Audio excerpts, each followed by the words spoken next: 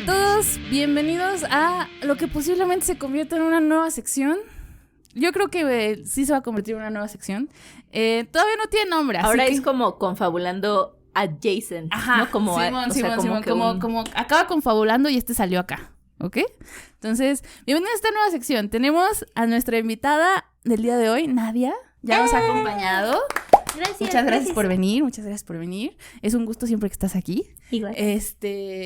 Sí, a Nadia ya nos acompañó. Ya tiene su propia sección. Sí, ¿verdad? Es lo que yo estaba pensando. Que este es el Comenta paso. si quieres que tenga mi propia sección. Simón, comenta. Yo creo que este es el primer paso. Ya después Sí, yo ya no va a venir. Así que tú escoge el nombre. Ok. Pero bueno, el día de hoy estamos aquí porque vamos a hablar acerca de algo que hasta ahorita que estábamos hablando me di cuenta que era un poco controversial, sí. La verdad. O sea, como que no lo había dimensionado, ¿no? Sí. Entonces, antes que nada, quisiera decir que, ya saben, siempre estamos abiertos a opiniones, sugerencias y pues que estos temas están hechos para pensar, ¿no? Para cuestionarnos cosas. Pero bueno, entonces, el día de hoy vamos a hablar acerca de el infierno, my guy.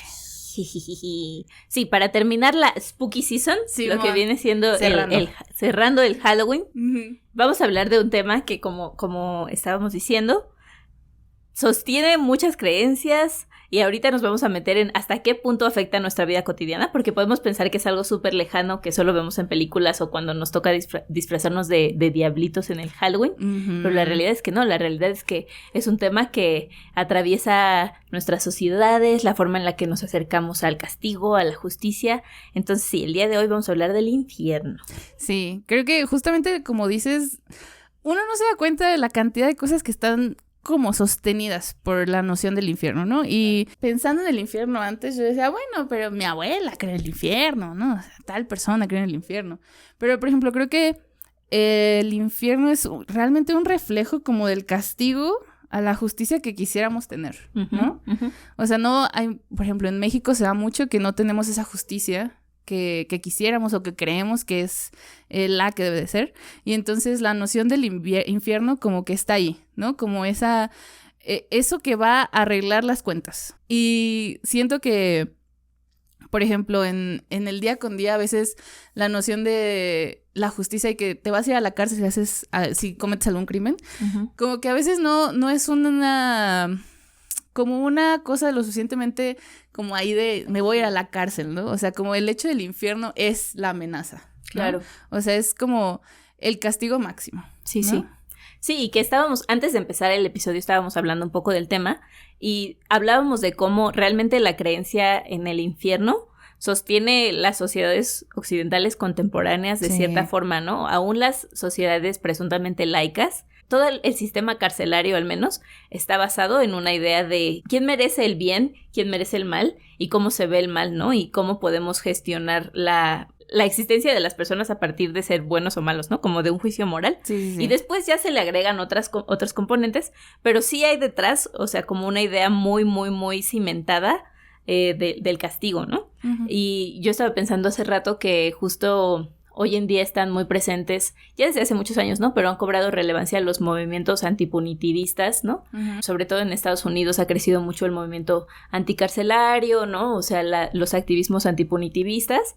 Y es bien interesante ver cómo la gente reacciona a solo imaginar la idea de que no existan las cárceles, ¿no? O sea, hay una idea de que sin cárceles la sociedad no podría existir porque nos han enseñado que la justicia solo se alcanza a través de el castigo, ¿no? Sí. Y a través de casi como que justicia para algo alguien que me hizo mal implica que esa persona sufra, ¿no? Sí, y es fuerte pensar que consideramos natural que el sufrimiento de otro nos traiga beneficio personal a nosotros, ¿no? Sí, o sea, como las cárceles que ni siquiera las vemos como este lugar de reinserción, ¿no? O sea, de volver a enseñar a alguien a estar en la sociedad y funcionar en una sociedad, sino como, está ahí para que sufra. O sea, privado de la libertad, ¿no? O sea, su mayor valor en la vida es la libertad, entonces lo vamos a quitar y aparte va a sufrir, porque siempre es esta cosa de, pues está en la cárcel y que hay violaciones, que hay pandillas, hay abusos, ¿no? Y entonces la gente les presenta estas, pues como todos estos escenarios y dicen, pues claro, se lo buscó, ¿no? O es lo que estaba como, lo que se buscó con los crímenes que cometió. Claro. ¿No? y que creo que es una respuesta muy humana ante, como decías, la impunidad, ¿no? O sea, cuando tú sientes que no tienes poder suficiente sobre una situación que consideras injusta, es muy humano pensar en algo más que va a salvarte o que va a brindarte el poder, ¿no? Y la idea de la cárcel, al igual que la idea del infierno, cumplen este rol como de vas a ser vengado, ¿no? O sea, tu dolor está siendo observado por otro, ¿no? Entonces es como este lugar bien difícil y contradictorio, porque obviamente no quieres decirle a una persona, no sé, si una persona vivió un acto de violencia, de injusticia, sería muy horrible decirle como, no señora, no piense así, no quiera venganza, no sea punitivista, ¿no? Porque es un dolor real que nos han criado para creer que la justicia se alcanza a través del sufrimiento del otro. Entonces no puedes exigirle a las personas que no sea ahí hacia dónde se va su mente cuando está pensando en cómo se vería la justicia para ellos, ¿no? Y tratar de construir la creencia de la justicia es inmenso, pues, ¿no? Sí, o sea, incluso el hecho de, digamos, este tipo de justicia que se da como un acuerdo económico, ¿no? Y entonces la gente dice, pero ¿cómo le puedes poner un precio al sufrimiento que tuvo alguien o a la pérdida? O sea, si mataron a uno de sus familiares, la pérdida, ¿no? Y ponerte en el lugar en el que cuestionas el infierno es ponerte en un lugar en el que estás cuestionando un montón de cosas, ¿no? Porque siento que la idea del infierno como que le quita muchas pues peso moral y como cargas morales de decisiones a las personas como individuos y a las personas como sociedad. Claro, y que quizás sea necesario explicar un poco, porque nos fuimos directo a hacer esta comparación entre el infierno y la cárcel, y quizá alguien que nos ve dice como, a ver, pues no es lo mismo, ¿no? O sea, uno es justicia terrenal y uno es justicia divina, pero como verán a continuación, realmente la idea que tenemos del infierno tiene mucho de terrenal y tiene mucho de una construcción humana, ¿no? Entonces hacemos esta comparación realmente no porque queramos compararlos aquí, ¿no? Así como, o sea, como infierno, cárcel. Sino que sí creemos que es necesario poner en la mesa que se extrapolan, ¿no? O sea, se complementan. Y sí, cuando sigues el recorrido de cómo se construyó la idea que hoy tenemos en este momento de la existencia del infierno, sí está muy permeada de las construcciones morales del bien y el mal de la humanidad, pues, ¿no? Que está vinculado al sistema carcelario. Pero solo quería decir que no es algo que nos salió de la nada, ni queremos como pasar de largo eso sin cuestionarlo, sino que es una cosa muy intencional de ponerlo en la mesa como dos mecanismos de castigo que permean nuestra vida cotidiana todo el tiempo, ¿no? Sí, claro. Y yo creo que lo usamos porque es, digamos, el ejemplo como no más fácil de entender, pero como el más definitivo, ¿no? O sea, como un lugar en el que se te priva de lo que nosotros pensaríamos como libertad, o entonces felicidad, la alegría, el gozo, ¿no? Y donde se te corta de la comunicación con otras personas, ¿no? Entonces solamente estás rodeado de personas que hicieron algo mal. Entonces, como la idea de cárcel y de infierno, pues por eso como que se juntan, ¿no? Como van paralelas, ¿no? Y entonces sí, o sea, justo como decías, es el lugar de la justicia humana y el lugar de la justicia divina, ¿no? La supuesta justicia divina. Que pues sí responden, digamos, a las leyes distintas, ¿no? O sea, cada sistema responde a las leyes tanto de un país como las leyes de una religión. Claro. Y entonces sí, ¿no? O sea, es como la comparación más ilustrativa. Claro. Y bueno, para dar un poco de contexto teológico, porque como saben, yo soy una ñoña de la Biblia y de todas esas cosas y me gusta mucho hablar de eso. Quizás sería bueno empezar porque la idea que tenemos hoy en día del infierno es una construcción social, y yo sé que la gente se enoja cuando dices, ¡eso es una construcción social! Lo siento. ¿Sí? Lo siento, pero no lo siento. Simón. No, pero, o sea... Bueno, eso es importante decirlo. Que una cosa sea una construcción social no significa que no sea real, sí, ¿no? Es lo que creo que hay decir. veces que la banda se enoja cuando dices, eso es una construcción social, porque piensa que estás diciendo, eso es imaginario, ¿no? Y que no existe, ¿no? Pero no, o sea, el dinero es una construcción social y es muy real, ¿no? Sí, real nivel, puedes morir o matar por él, ¿no? O sea, sí. no significa que no sea real y que no sea algo que materialmente impacta nuestras vidas, solo significa que ha sido permeado por las sociedades, ¿no? Literal. Habíamos hablado un montón de construcción aquí y nunca hemos hecho esa explicación. Sí, justo es lo que estaba pensando, o sea, de verdad creo que es la manera más ilustrativa que lo hemos puesto, o sea, no es como para enojarse, ¿no? Literal es algo que construyó la sociedad, sí, ¿no? Y ya la lengua es una construcción social y no significa que no exista la lengua, ¿no? Ajá, o sea, y que no tenga parámetros y no tenga el tiempo. Claro. Ajá, o sea, no significa que puedes solo como desasociarte del concepto del ¿Sabes tiempo. qué? No me gusta ese concepto, no. No, o sea, existes en el tiempo, aunque, o sea, sí. Sí, bueno, sí. Solo, ese era un pequeño paréntesis, Bien, ¿no? Pero buen entonces paréntesis. a eso me refiero cuando digo que el infierno, como lo conocemos hoy, es una construcción social. Y sí tiene una parte teológica, pero aún esa parte teológica, porque la teología también es una construcción social, tiene, o sea, ha cambiado a lo largo de la historia, ¿no? Y creo que ya lo he dicho, o sea, no he estado en muchos episodios de Pasabante, pero en todos los episodios de Pasabante que he estado, lo he dicho, ¿no? O sea, la teología, o sea, todo lo que nosotros conocemos como teología, la forma en la que leemos la Biblia, la forma en la que entendemos la fe, está mediada por nuestro contexto, por esta parte del mundo en la que vivimos, ¿no? Y por eso, o sea, a mí me gusta mucho recalcar una y otra vez que nada de lo que leemos en la Biblia es teológicamente orgánico, ¿no? Okay. Nosotros no leemos la Biblia como lo leen en otros países aquí mismo y como lo leían hace 100 o 200 o 300 años, ¿no? Entonces, como que es necesario poner eso en la mesa mientras hablamos de esto, ¿no? Pero bueno, infierno, así si tú te vas a la Biblia, la palabra como tal es una conjunción de distintas traducciones de distintos conceptos, ¿no? Entonces quizás sería bueno irnos primero a el primer concepto que se utiliza en la Biblia para hablar de lo que hoy podríamos conocer como infierno, que es Sheol. Y Sheol es un concepto muy específico, o sea, como muy contextual de la Biblia hebrea, ¿no? O sea, del judaísmo. Del judaísmo. Y en los primeros libros de la Biblia, cuando se habla de Sheol, se habla de un lugar al que van los muertos, pero no es un lugar... es un lugar moralmente neutro, ¿no? O sea, cuando la Biblia, en los primeros libros de la Biblia, cuando se habla de a dónde van los muertos, no se hace una distinción entre qué muertos, ¿no?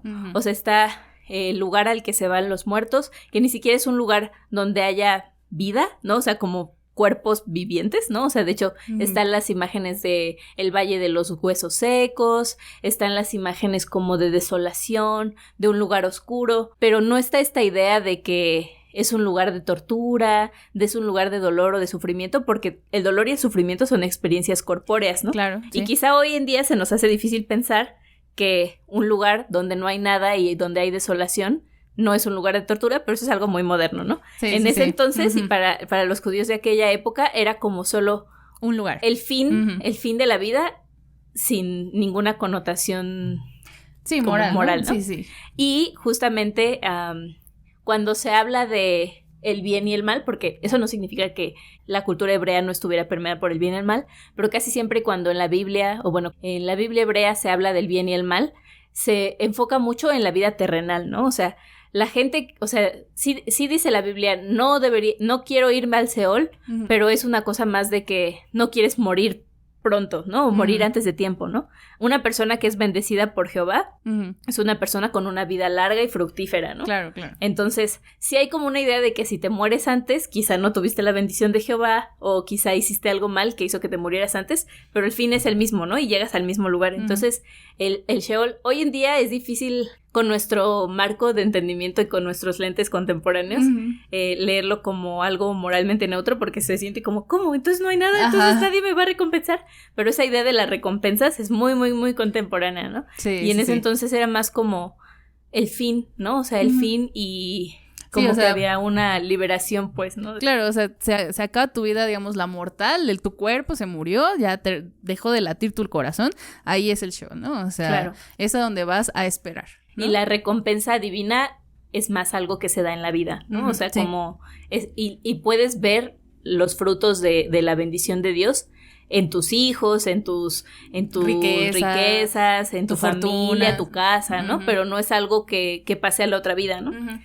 Más adelante, ¿no? O sea, en la Biblia, específicamente, se empieza a hablar de otro concepto que es el Hades, ¿no? Que eso es, ustedes sabrán más, pero está mucho más basado en la influencia greco-romana de la cultura hebrea, ¿no? Y ahí ya se empieza a hacer una división más clara del bien y el mal que trasciende la muerte, ¿no? Sí. Justamente el Hades es igual un lugar al que van los muertos, ¿no? O sea, digamos, es el concepto del inframundo, ¿no? Donde están las almas, y específicamente se premia a los que fueron excepcionales, ¿no? O sea, los guerreros que están en la isla de los bienaventurados, que pues es este lugar con praderas, que tiene los campos elíseos. Entonces, como en general se tiene una concepción de que sí vas a morir y vas a ir al Hades porque es el lugar al que tienes que ir, ¿no? Y está reinado por el dios Hades, y no es como que se imparta ningún sufrimiento, no se hace una mención, bueno, ya son posteriores las menciones del sufrimiento, sino que es el lugar a donde vas a ir.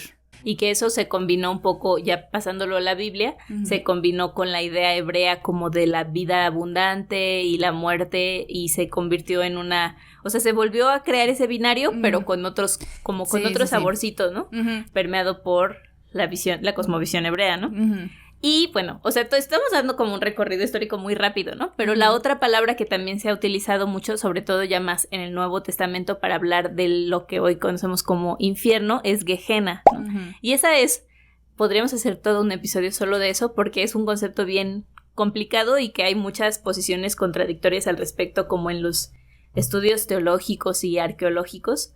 Pero sí, la mayoría de las veces que Jesús particularmente habla del infierno en las traducciones que tenemos hoy, está hablando de Gehenna, está utilizando esa palabra, y que hay como un consenso más o menos entre los estudiosos de la Biblia de que Gehenna al menos tiene su origen en un lugar físico, que era el Valle de Hinnom, o no sé cómo se pronuncie, y ahí hay como complicaciones porque hay gente que dice que ese era un lugar donde se quemaba basura, hay otras personas y otras tradiciones que hablan de que era un lugar donde se sacrificaban niños, hay otras tradiciones en las que solo se hablaba de un lugar físico que estaba aislado de la ciudad, ¿no? Pero todo eso, o sea, a pesar de que son muy diferentes y detrás de cada una hay concepciones teológicas, esta idea de que era un lugar físico que Jesús utilizaba para hacer una imagen en sus enseñanzas, ¿no? Entonces, cuando Jesús quería enseñar algo sobre la ética de sus discípulos, o quería enseñarles a la gente a su alrededor cómo debían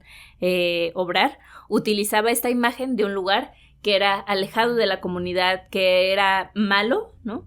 Para hablar de a dónde se va la gente que causa el mal, ¿no?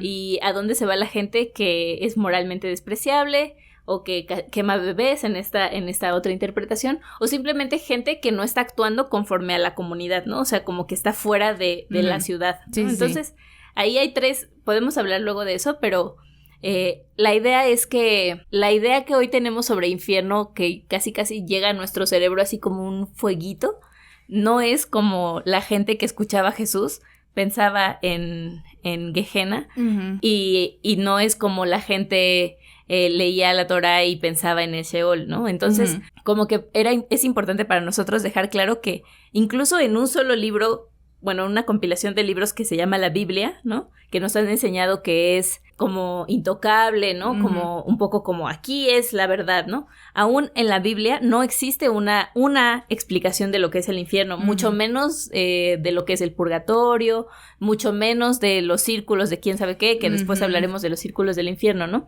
Sí.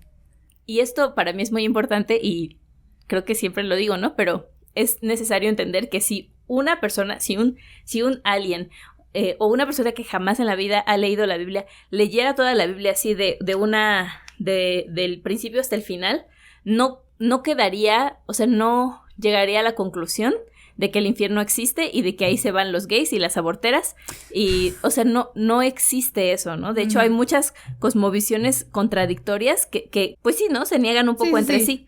Y eso es algo bueno, ¿no? Podemos hablar más después de mi propia perspectiva en cómo se debería o no interpretar la Biblia, pero es importante entender que, pues sí, ¿no? O sea, es una construcción de diferentes libros, de diferentes acercamientos a lo que la gente entiende que es Dios, entiende que es la divinidad, entiende que es el bien, el mal, la justicia. Sí. Creo que es importante como remarcar que, como dices, ¿no? O sea, nos han enseñado que la Biblia es un libro, y que está completo por sí solo, pero en realidad pues hubo un montón de, o sea, no solo como pasó un año, ¿no? O sea, hubo un montón de pues convenios o congresos, el de Nicea es el más importante, en el que se hizo un consenso de qué libros iban a entrar a la Biblia y cuáles no, ¿no? Y justo hay algunos de los libros que no existen en las ediciones. O sea, el libro de Enoch es una de las grandes fuentes de imágenes del infierno, pero que no está en la Biblia canónica, ¿no? Entonces es interesante cómo, a pesar de que no existe en el canon de la iglesia, hay vestigios en la forma en la que hoy en día pensamos en el infierno. Sí. Sí, o sea, creo que es importante como se hizo un consenso y hay libros que quedaron fuera que tenían estas imágenes, ¿no? Pero en la Biblia, que pueden ir a verla en cualquier lado, la pueden comprar, la pueden descargar en internet, no va a haber como ¿no? O sea, un lugar en el que se describa el infierno, que se explique qué es lo que pasa ahí, ¿no? Sí, y que no, para nada hay una imagen cohesiva absoluta de eso, ¿no? O sea, de hecho hay historias muy diferentes entre sí, porque en algunos lugares dicen que los justos están con los pecadores, pero luego en otras imágenes dicen como que Dios está con unos, o está en otras imágenes mucho más gráficas de el crujir de dientes, ¿no? O sea, claro. Están todas estas imágenes distintas, pero porque a lo largo de todos los años que se creó la Biblia, en todos los contextos y todos los autores, la gente se relacionaba de forma distinta con Dios y con los conceptos de nuevo de la justicia, del bien y del mal. Claro, sí. Incluso pensando como en un ejemplo, se me ocurre como el más así concreto de la época que podrías decir, aquí hay claramente un juicio cuando te mueres, es en la mitología egipcia, que pues si no lo saben, en el libro de los muertos se explica que pues se tiene que hacer todo un viaje. O sea que en realidad el viaje es lo más importante y el libro de los muertos es como manual para llegar, ¿no? Entonces se supone que tú mueres y se hace todo un viaje, tienes que hacer pues pasar pruebas y todo para que llegues al Mat, que es es un consejo que te va a juzgar, ¿no? Y Maat también es la diosa de la justicia, que van a recapitular todas tus acciones en la vida y entonces van a medir tu corazón con el de una pluma en una balanza y entonces si la pluma es más pesada, pues tú fuiste alguien bueno, entonces vas a ir a gozar de las cosas buenas, ¿no? En la vida que después de la muerte, ¿no? Y si tu corazón es más pesado que esa pluma, no importa cuánto sobornes a los jueces, no importa cuánto intentes como huir, pues te van a... Ahí es donde, según yo, se hace como esta mención de que te van a arrojar a una de los monstruos de la creación y te va a comer, ¿no? Entonces, como quitándote la posibilidad de gozar cosas o incluso como de tener este reencuentro, ¿no? Sí, y yo les decía hace rato que antes de que empezáramos el episodio, que a mí me fascina, o sea, me parece muy impresionante que una construcción teológica tan frágil como lo es la idea que hoy tenemos del infierno, ¿no? O sea, que no puedes tomar un versículo específico y decir, aquí dice exactamente lo que es el infierno, ¿no? Aun cuando es tan frágil y tan contradictoria internamente dentro de la Biblia, tantas cosas se hayan construido sostenidas en eso, ¿no? Es muy fuerte, ¿no? Pensar que tantos sistemas de justicia, que tantas vidas han sido afectadas por un concepto que a la larga, o sea, que es tan difícil de sostener solo en sí mismo con la Biblia, ¿no? Sí. Y justo les decía, y podemos hablar de eso más adelante, porque quizá tenga una sección, pero claro que sí. Por ejemplo, ¿no? O sea, en la Biblia hay unas cosas que se les dicen los versículos garrote, y los versículos garrote son los 6 versículos que siempre se utilizan para decir que ser gay es pecado, ¿no? Okay. Y son como 6 cositas así, o sea... La Biblia habla mucho más de muchas otras cosas, ¿no? Pero esos 6 versículos se han utilizado una y otra vez para sostener pues dinámicas de discriminación y de violencia a poblaciones LGBT a lo largo de la historia, ¿no? Y los versículos garrote, ¿no? O sea, se ha hecho mucha teología al respecto y puedes ir uno por uno y desmantelar como de esta no es la traducción correcta, esto no se refería a esto en ese contexto significaba otra cosa, ¿no? Puedes hacerlo, ¿no? O sea, puedes hacerlo y hay mucha construcción teológica que han hecho teólogos, activistas LGBT, bla, bla, bla. Y aún eso siento que tiene más sustento bíblico que la idea del infierno como lo conocemos, ¿no? O sea, aún ahí tienes que hacer un poco más de chamba de entender a qué se refería Pablo cuando decía esto. ¿Qué decía esto? ¿Cuál es la combinación de estas dos palabras en griego? ¿No? O sea, como que ahí tienes que hacer un poco más de trabajo teológico y como hermenéutico, no sé, para entender qué es lo que realmente había detrás, ¿no? Pero la construcción del infierno como tal es muy impresionante para mí, lo frágil que es, y que es algo que si estudias teología te lo enseñan como en los primeros meses, y de todos modos sostiene tantos niveles de creencias, ¿no? Y tantas personas, su vida se ha visto afectada por ello, ¿no? Sí. Y igual les decía, ¿no? O sea, yo, como quizás saben o quizás ya lo he mencionado, yo trabajo mucho con personas LGBT y personas sobrevivientes de violencia en iglesias, ¿no?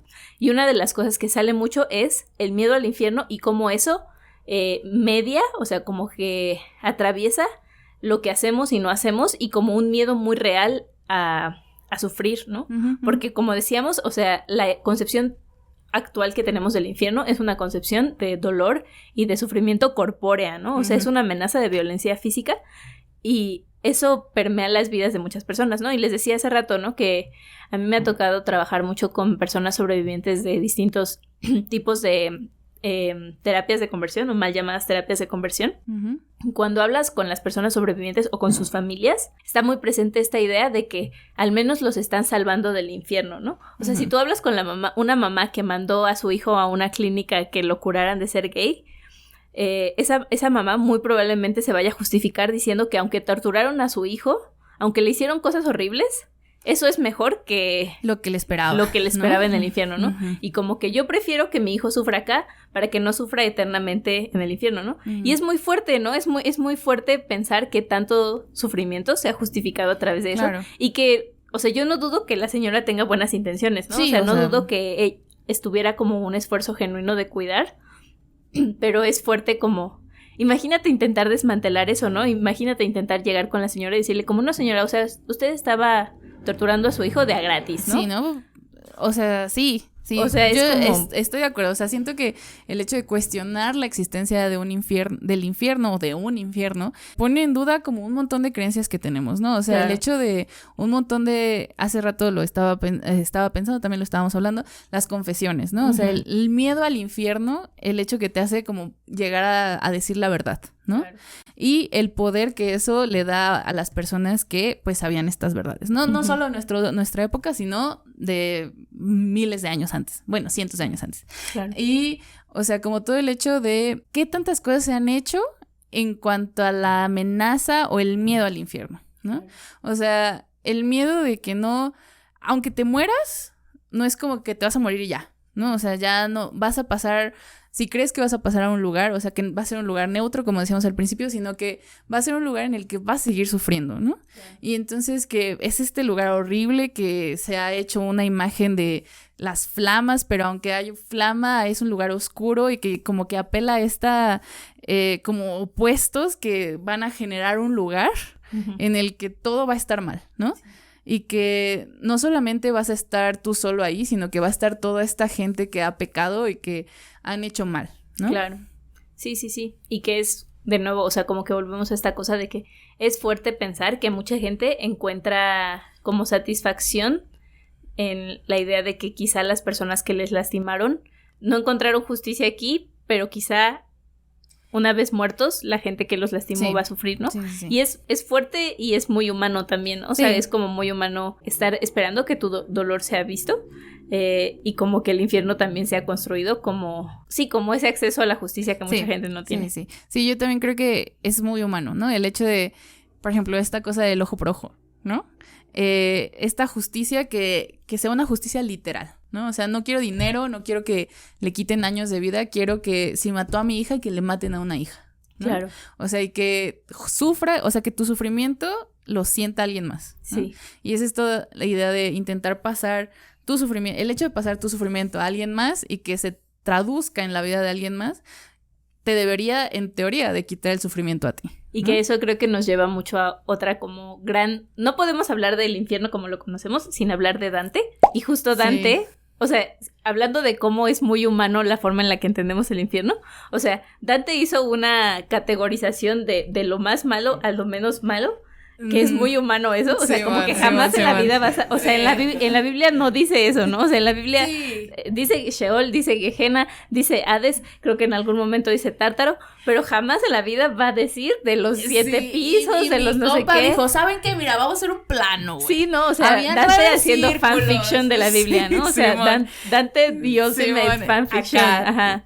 Todo el pinche, la segunda parte, güey. Pero eso es súper como, Sí. hasta me parece como tierno, ¿no? Pensar como de, el mal tiene que ser categorizado, ¿no? Sí, y yo sí, sé sí. la respuesta de cuál Sí. es el mal más malo, ¿no? Sí, sí, sí, o sea... ¿Por qué lo soñé? Porque ajá, les dañé. sí, ¿no? O sea, Virgilio me dijo en un sueño, güey. Está muy tierno, ¿no? O sea, como Sí, man. que Dante Muy pensó, fanfic. wow, esta idea del infierno me interesa tanto que voy a hacer un fanfic al respecto.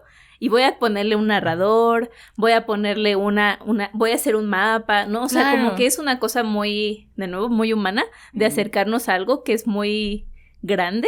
Sí, sí, sí. Entonces sí, Sí, solo... o sea, lo que a mí me interesa mucho es ¿cuántos años habían pasado? La Divina Comedia es 1300. Entonces imagínate, ¿no? ¿Cuántos años han pasado para que se desarrolle esta idea del infierno? ¿No? Claro. Y lo podemos ver en ciertas representaciones medievales, como ya es una boca del demonio tragando gente, pero Dante es como el lugar en el que se pone este punto antes y después, ¿no? En el infierno. Uh-huh. Entonces Dante lo que hace es dividir el infierno en 9 círculos y en cada círculo hay una especie distinta de pecador, ¿no? A mí siempre me da mucha risa porque los glotones están hasta el principio y son los más leves, porque muchos dicen que el Dante acá como que comía muchito, ¿no? Y, por supuesto, en el más bajo de todos los infiernos está la traición, que está representada con el diablo comiéndose a Judas Iscarote, bro. Uh-huh. Y también tiene al otro lado la cara de Bruto, ¿no? Bruto y Casio. Bruto y Casio, los dos que mataron a Julio César, ¿no? Sí. También me da mucha, o sea, a mí siempre me ha dado como mucha curiosidad cómo es que se castiga específicamente a los pecadores, ¿no? O sea, por ejemplo, a los charlatanes que hacían esta clase de oráculos y adivinaciones y que hacían muchos horóscopos como que no eran de verdad y que no estaban fundamentados, o sea, que se la pasaban sacando dinero, Uh-huh. están castigados en el infierno como les ponen la cabeza al revés y entonces los ponen como a dar vueltas y están ahí como sin ningún rumbo, ¿no?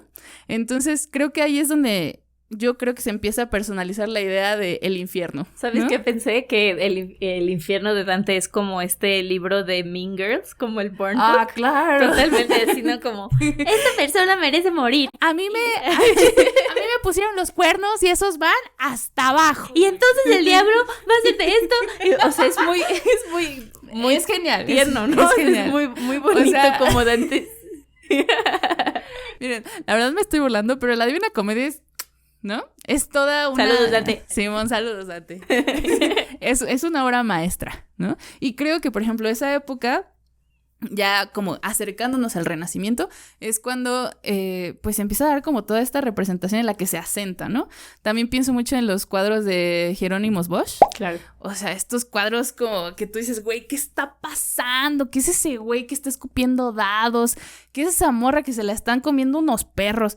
Y es esta representación casi como simétrica entre Uh-huh. lo bueno del cielo y lo malo del infierno. Claro. ¿No? Y que es, o sea, es como...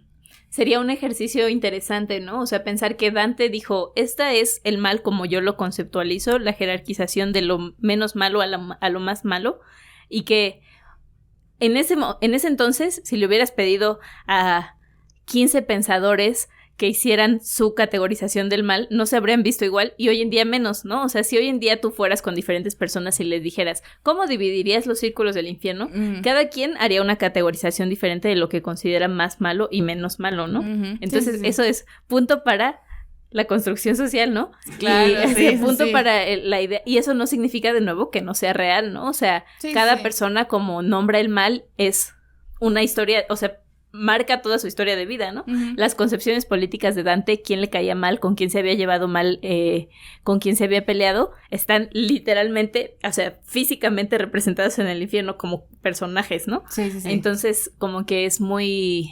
Sí, ¿no? Como de nuevo recordarnos que la forma en la que interactuamos con la teología Uh-huh. siempre está permeada por nuestro contexto y por nuestra historia de vida, ¿no? Claro, sí, yo también creo que, por ejemplo, la teología es algo muy personal, ¿no? O sea, la teología tiene que funcionar para ti y para el pueblo al que se está aplicando, ¿no? Claro. Entonces, o sea, por ejemplo, la representación de que el infierno es un lugar donde hay flamas y que el peor lugar del infierno es uno donde hay frío, o sea, es como este extremo en el que vas a sufrir, o sea, sí o sí. Uh-huh. No importa en qué círculo vas a estar, no importa si lo que hiciste fue un poquito malo, o sea, vas a sufrir, ¿no? Claro. Y todo esto responde a la idea que tenemos del bien y el mal, ¿no? Sí, totalmente. O sea, así como dices que va cambiando, también responde a lo que creemos moralmente correcto en esa sociedad y en ese tiempo. Claro. Y pasando a una parte como más divertida un poco, queríamos hablar de cuál es... Comenta, ¿cuál es tu representación del infierno favorita? Porque como es una construcción social y como está en nuestro imaginario colectivo, ¿no? O sea, como que siempre está presente, hay un montón de piezas de arte, de comedia, de películas, de cosas así que representan lo que para nosotros es el infierno, ¿no? Sí. Y de hecho, la idea de este episodio comenzó por esta bellísima canción de Francesca, de nuestro patrón, nuestro novio, Hozier.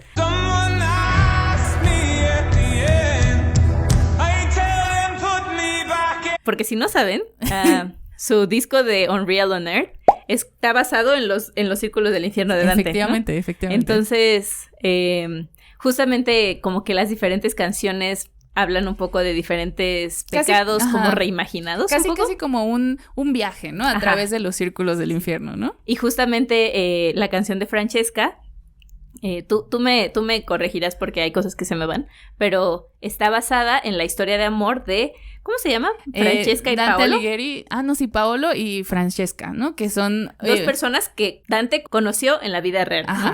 Y que se supone que son estos amantes que no pueden estar juntos...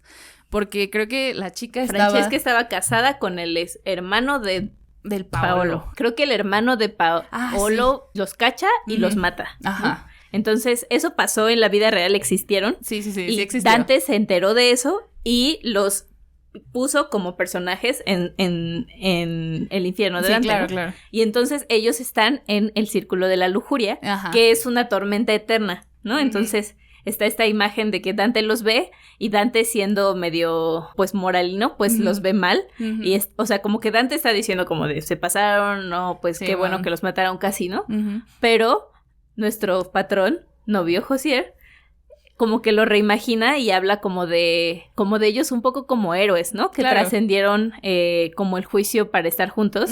Y entonces la canción de Francesca es increíble. No nos pagan por promocionarla. No por promocionar esto. Pero es mi canción favorita. Pero es una canción de amor basada en la historia de Francesca y Paolo. Y justo como que está, o sea, casi el sonido de la canción es un poco como de tormenta, ¿no? O sea, como que suena mucho a esta tormenta eterna. Y la letra de la canción es como... lo haría de nuevo, ¿no? Dice en una parte como, toda mi vida ha sido una tormenta, esto no me da miedo y lo haría de nuevo para estar contigo, ¿no? O sea, que no importa cuánto se haya sufrido, que lo harías de nuevo, ¿no? Sí, y más allá de este momento de fangirlear sobre Hozier, esto es importante porque es como recordarnos que esta pieza de arte con mucha background teológico y todo eso, se puede tomar y reinterpretar de una forma romántica, pero también se puede tomar y reinterpretar de una forma chistosa, ¿no? Yo estaba pensando como en esta representación muy clásica del diablito y el angelito, ¿no? O sea, como que está ya en la conciencia colectiva cuando queremos como hacer una travesura.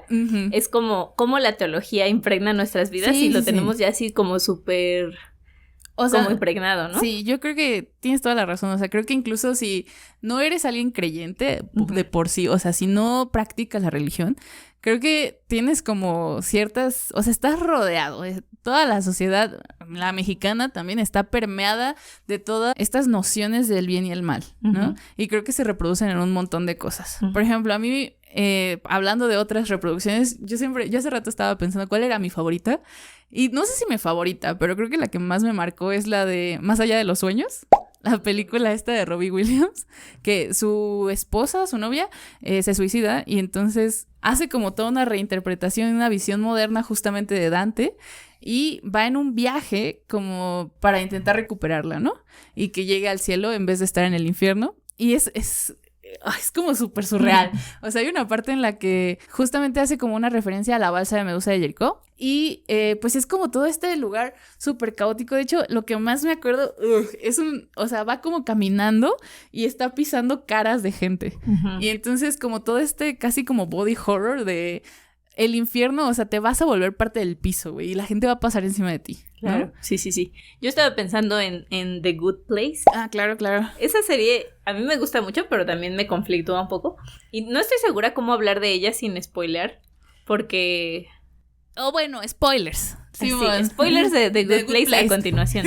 Pero justo The Good Place es esta serie que literal la premisa es, o sea, como The Good Place, el buen lugar, es un poco como, no quieren decir el cielo intencionalmente, pero es esta idea del el buen lugar y el mal lugar, cielo e infierno, ¿no? Entonces esta morra que se muere y se va al buen lugar y llega a lo que sería un poco el cielo, y le empiezan a decir como es increíble, hay de todo, está esto, está todo lo que siempre has soñado, ¿no? Y le empiezan a decir, y esto es lo que más amabas en tu vida, y esto es lo que más amabas en tu vida. Y ella poco a poco se da cuenta de que no debía de estar ahí y que alguien se equivocó y que la mandaron al good place, o sea, como en el lugar de alguien que ahora está en the bad place, ¿no? Porque ella fue mala.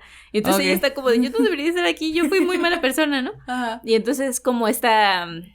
como que es medio chistoso, ¿no? O sea, y es una serie de comedia, pero que sí habla de quién merece qué, ¿no? Claro. Y un poco aparte, o sea, no quiero spoilearlo, pero en algún momento de la serie toma un giro y empieza a cuestionar como si realmente es posible en la sociedad contemporánea ser buena persona, ¿no? Y hacen como un cuestionamiento a que si tú compras un jitomate, ese jitomate probablemente fue cultivado por personas que estaban súper precarizadas y que seguramente lo transportaron en camiones que estaban contaminando un montón, bla, bla, bla, bla, bla. Y entonces hacen como un cálculo de puntos y entonces comerte un jitomate te lleva al infierno, ¿no? Ya. Pero es como esta crítica a que la sociedad contemporánea capitalista no podemos ser buenos individualmente, ¿no? O sea, como que la moralidad no es algo que pueda existir solo por tus buenas intenciones, ¿no? Sino que hay redes de personas que se ven afectadas, lo quieras o no, por lo que haces, para bien y para mal, ¿no? Claro. Entonces, como que un poco la serie empieza a cuestionarse como, entonces, ¿quién merece estar en el infierno? Y de repente se dan cuenta de que desde hace quién sabe cuántos años, o sea, cientos de años, ya nadie se va al good place, porque realmente ya nadie es bueno, porque todas las decisiones que tomas son malas para alguien, ¿no?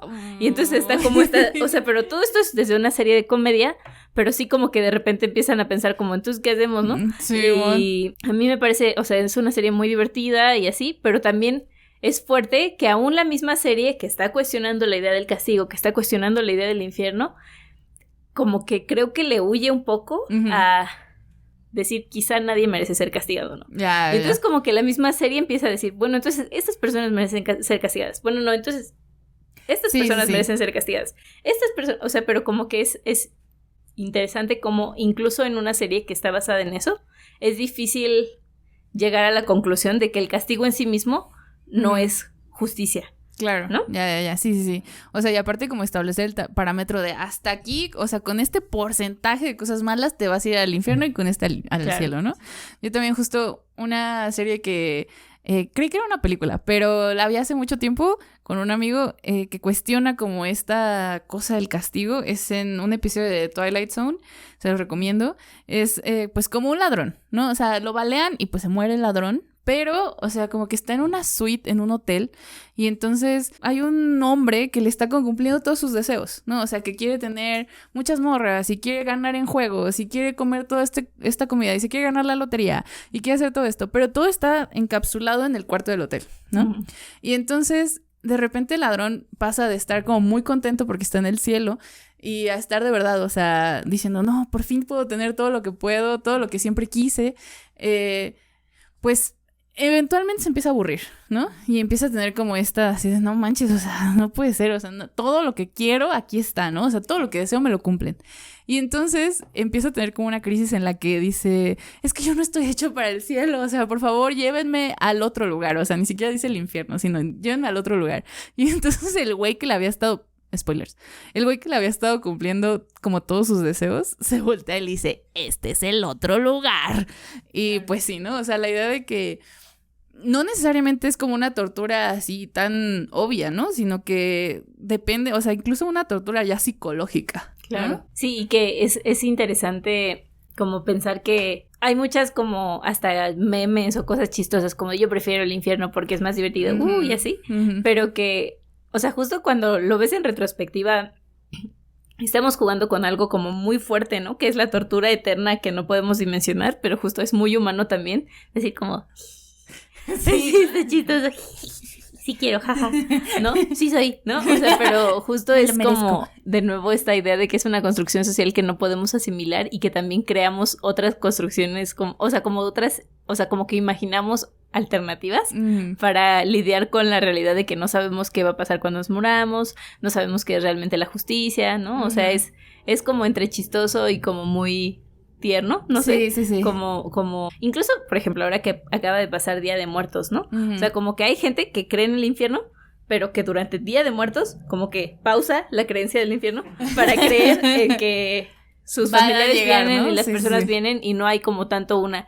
Yo nunca he escuchado a alguien decir, solo regresa la gente que no está en el infierno, ¿no? O sea, como que... Nunca he escuchado... ¿Sí? No, nunca he escuchado decir algo como pautas. Ajá, exacto. Sí. Como que se pausa un poco esa creencia para esta nueva creencia que también nos da un sentido de pertenencia, de comunidad, ¿no? Y que sana mucho como un dolor muy, muy real, que es el dolor a la muerte y a perder a los seres queridos y a ser olvidado, todo eso, ¿no? Entonces, no estoy diciendo como, entonces Día de Muertos no existe, ¿no? O sea, es más bien como todas esas creencias nos ayudan a hacer sentido del mundo en el que vivimos y de las cosas que no entendemos o que nos duelen.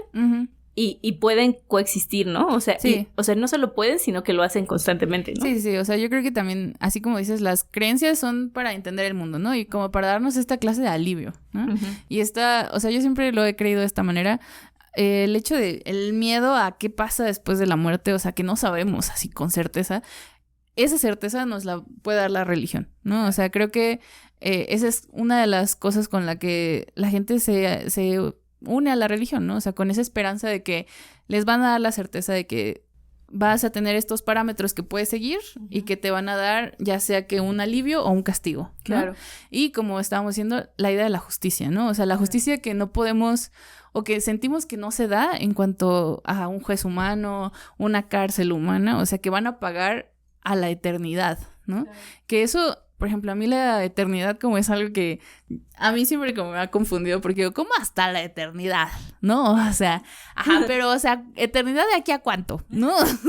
Sí, ¿no? O sea, creo que son cosas que a mí, en lo personal, me cuesta muchísimo dimensionar. Siempre he tenido como un pequeño problema con eso porque digo, o sea, ya te moriste y ya vas a ser feliz o infeliz hasta la eternidad.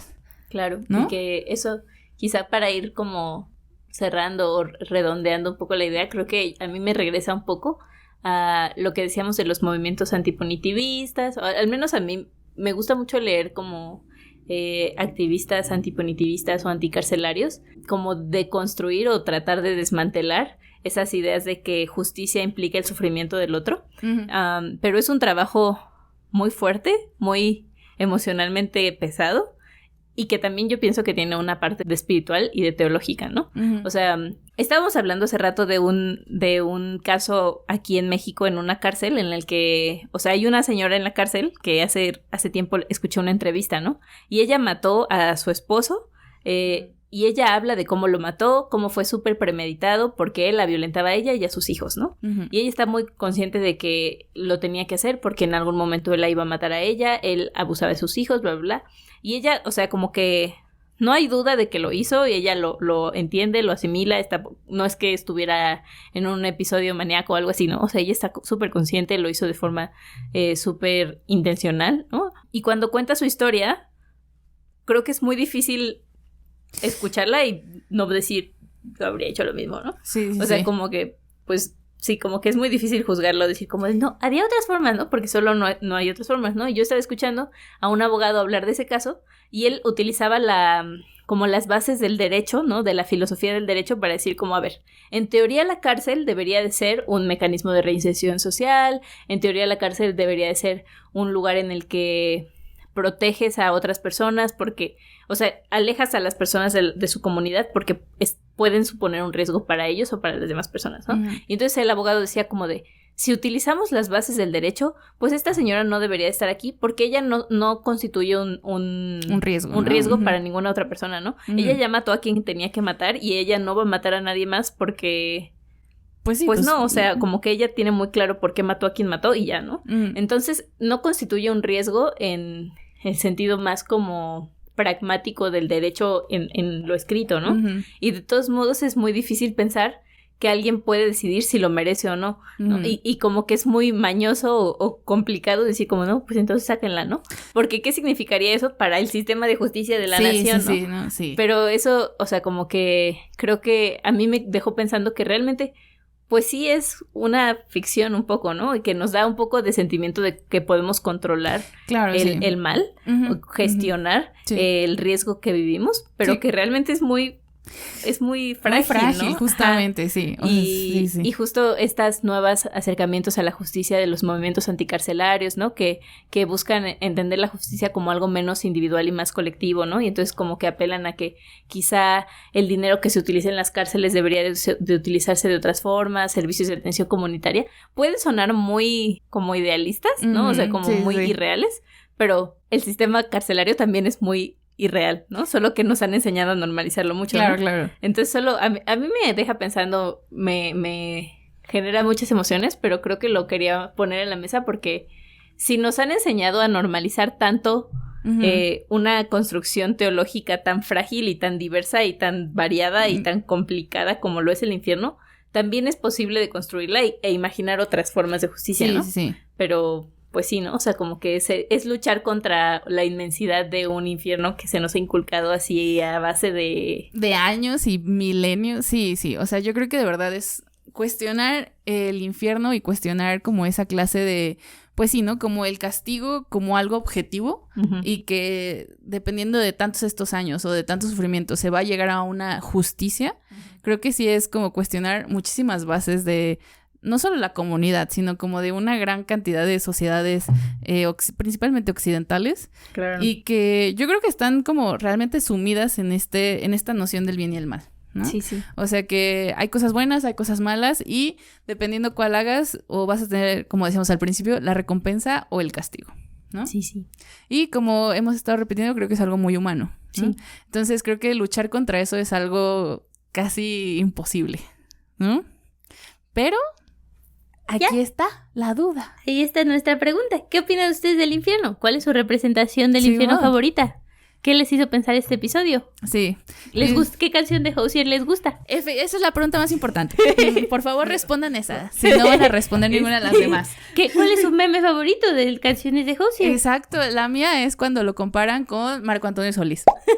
También pueden comentar su fragmento de una letra de Hozier favorita Tienes muchas. o alguna canción que hable del infierno que les guste. Claro. O un meme. Sí.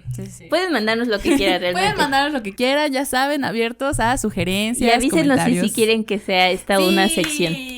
Yo creo que sí. Yo creo que todos vamos a estar de acuerdo. Muchas gracias por vernos. Sí, así que muchísimas gracias por vernos. Muchísimas gracias a ti, Nadia. Siempre es un gusto. Ya desde su Gracias. sección. Sí, yo también voto para que ya tenga una sección. Bueno, muchas gracias por sintonizarnos. Cuéntenos qué opinan y si están de acuerdo o desacuerdo. Pero Sí. no sean groseros, por favor. Sí, es cierto, no sean groseros, sí, es cierto. Aquí estamos. Se van a ir al infierno. Simón, bien dicho, bien dicho. Esto es el respeto ante todo, compás. Sí. ¿No? Bueno, gracias. Así que nos vemos. Buenas noches. Adiós. Un día vamos a salir en el TikTok de Josiel. I tell them put me back in it. Darling, I will do it again. If I could hold you for a minute. Darling, I will do it again. Ok, ya. Creo que debemos de comenzar. I would still. Wow. Está bien, pues. Ok. Estamos listas.